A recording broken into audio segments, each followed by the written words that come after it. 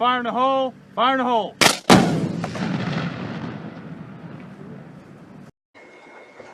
What's up, guys? So I just had some ideas recently because something happened. Of course, it's always something when you're living, isn't it? But I have a terrible memory, so I had to write a script. So please excuse me while I read from the script. So life has recently happened, and it relates directly to prepping. My wife came down with this mystery illness. They say her spleen is enlarged and infected. The docs don't know why. While talking to my wife about this, we both had the thought, what if shit hits the fan? How would we live and deal with this situation? So I wanted to force you guys to think about a few things that many preppers seem to forget about.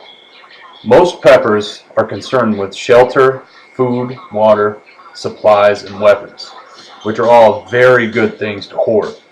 But what happens when your 5-year-old grows and needs new shoes every few months? What if your laces simply fail? How will you wipe your rear end when the toilet paper is gone? Very important stuff. Okay. What happens when your shirt rips or you get a hole in your sock? What happens when you need new clothes? This stuff is not going to be readily available. And if you are like most Americans today, you're probably overweight. Since I left the Army, I probably gained a good 25 pounds. But once shit hits the fan, you'll probably lose all your excess fat. What happens when you run out of firewood and there are no more trees in your area? Will you just hook your horse to your covered wagon and move out to the next wooded lot? I don't think so. Do you know which plants are medicinal and what they treat? What happens when you run out of Band-Aids and medical supplies?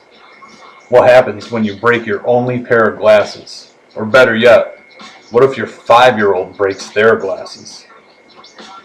I see you out there, Mr. Medical Prepper guy with the latest medical gear, but how well are you going to be able to use it when you break your leg in 3 places? Have you trained under stress? Do you even know how to use that tourniquet you bought? When your bone sticks out of your flesh? What happens? Can you amputate yourself and close the wound? I'll bet you pass out from the pain. Better yet, could you manage to save your 5-year-old's life when they get a 9-inch gash across his or her femoral artery? Could you set aside your fear of your loved one dying long enough to act and save their life? What happens when you fire your very last bullet or lose your last arrow shooting at some frog because your family is literally starving? Oh, you bought freeze-dried food, you might say.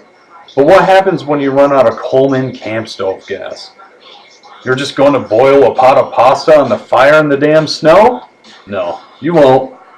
Water doesn't really boil outside during the winter. Trust me, I know from experience. I burnt my kitchen down last winter and I had to deal with this stuff. I used a Coleman camp stove, I used my grill, and I tried to cook pasta over an open fire in 2 feet of snow. Does not work out very well. And it sucks so bad that most people are lazy and they would probably just rather starve. Nobody wants to work for it. What if you've already struck your last match? What if your Bic won't flick, your flint won't spark anymore? What happens when the strap breaks on your field pack? When your wagon wheels no longer hold air? What happens when your German shepherds get hungry and you are weak from hunger and they sense it? How will you wash yourself and your family? Just gonna wet the washcloth in 10-degree snowy weather and put it to your freezing, screaming 5-year-old? What about your security? You can't watch your own back while washing your own back.